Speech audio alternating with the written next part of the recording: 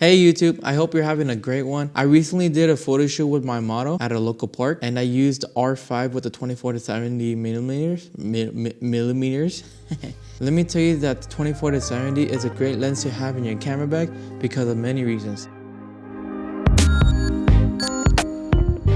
What I love about this lens is the focal length. This lens can zoom from 24 to 70, capturing wide angles to telephoto shots. I was zoomed out to 24 millimeters in this photo to capture the environment and the model. I wanted the trees, the grass, and the lake to be a part of the photo, so zooming out to 24 was a great choice because it allowed me to capture what was in the background.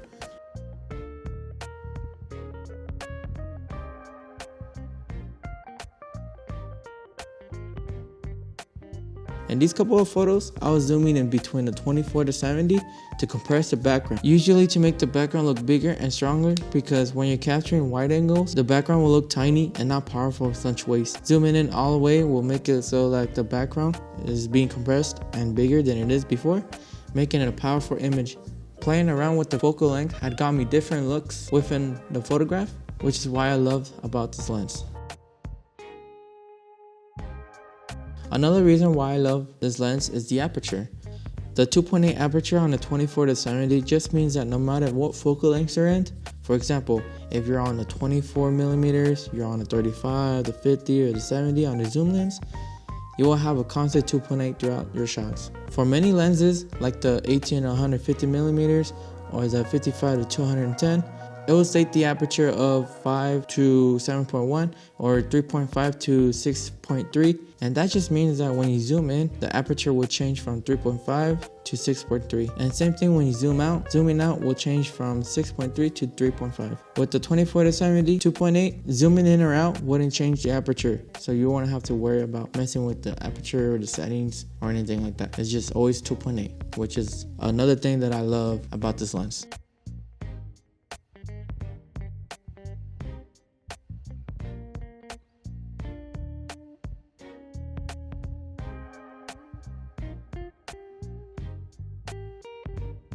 Another reason why I love this lens is the autofocus. The autofocus is really quick. It's quicker than I expected it to be. Every time I take a photo, these photos will not be out of focus and will not be back focus. Coming from a crop sensor, my crop sensor camera didn't have a fast autofocus system, and so when I had a prime lens like the 56 millimeter 1.4, my shots will look super sharp, but when I zoom in, it would sometimes back focus, which means like it would focus the subject on their eyelashes or behind the eyeball because the camera didn't have, or the lens didn't have the dual motor focusing. And this is the reason why my crop sensor camera kept on capturing a slight blur in the eyeball. And now when I switch to this camera, I will never have to worry about that ever again because it would be super sharp.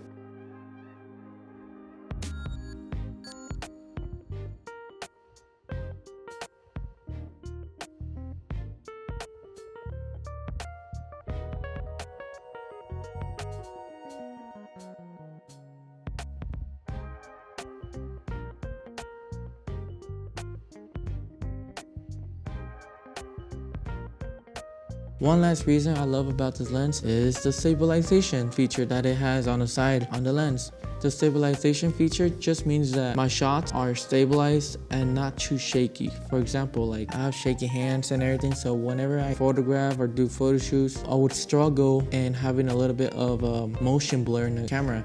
And that is because I don't have stabilization on. And when I turn it on, I have no blur.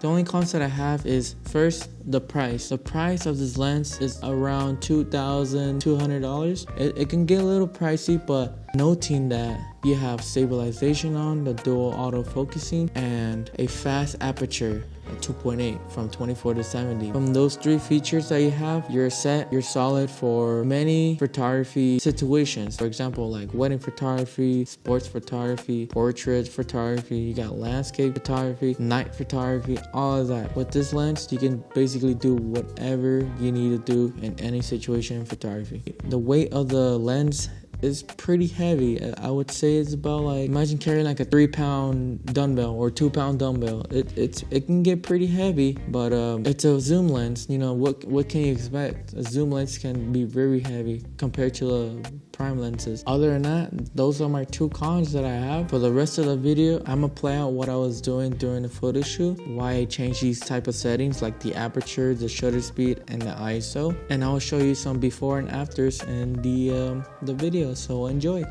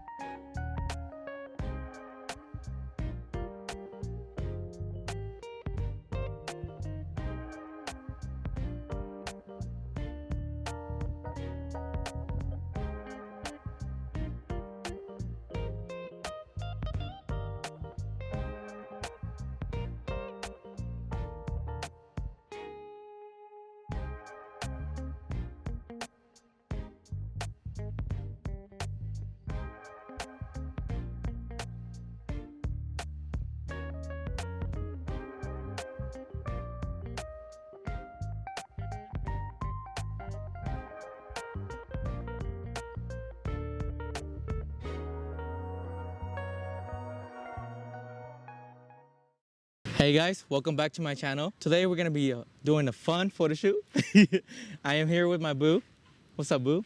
And we're here at the lovely park. As you can see, we got ducks, we got turkeys, we got everything out here. And let's get right into it. So yeah, let's start it. All right, cool. That's my intro, I guess. Why does that look like an alligator? Uh-huh.